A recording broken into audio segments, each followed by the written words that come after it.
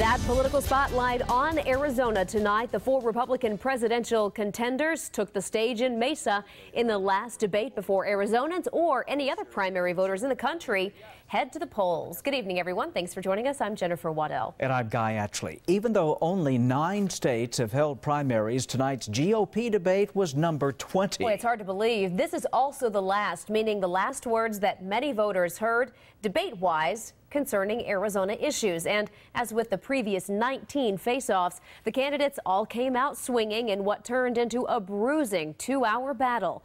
New at 10, Marcelino Benito breaks it down punch by punch for Project Red, White, and Blue.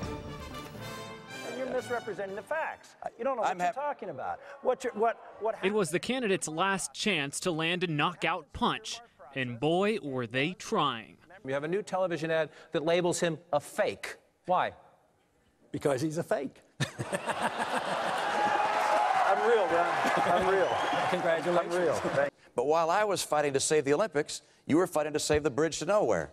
In his new role as frontrunner, Rick Santorum found himself under attack from both sides, doing his best to stay ahead. It would be a difficult task for someone who had the model for Obamacare, which is the biggest issue in this race of government control of your lives, to be the nominee of our party. You would take that issue completely off the table. Governor, take it. First of all, let's not forget that 4 years ago, well after Romneycare was put in place, 4 years ago, you not only endorsed me, you went to Laura Ingraham said, and this is the guy who is really conservative and we can trust him. Let's not forget you said that, number one.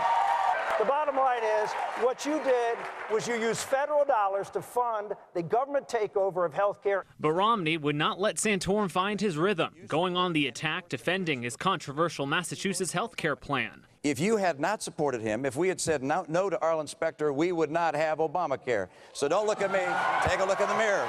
Former frontrunner Newt Gingrich largely stayed on the sidelines, chiming in on issues like immigration.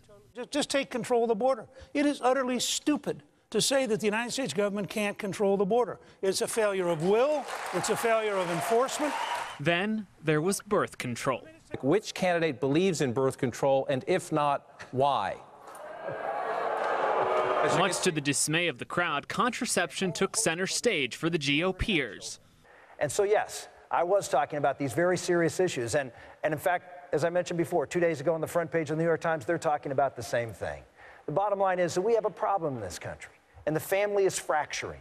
Over 40% of children born in America are born out of wedlock. And despite the moderator's best efforts, the 20th debate of this drawn-out primary season turned into a shouting match.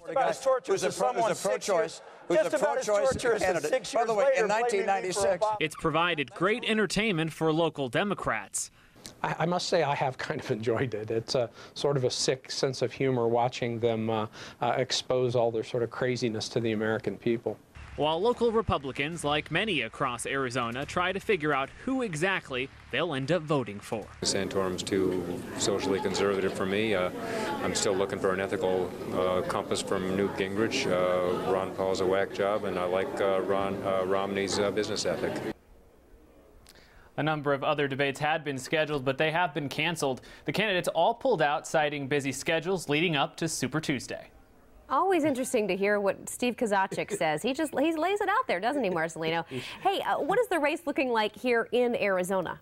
Jennifer, Romney was counting on Arizona to be a relatively easy win, but Santorum has made this a much tighter race. The latest CNN poll shows Santorum trailing Romney by just 4 points, well within the margin of error. Another reason why tonight's debate was so important.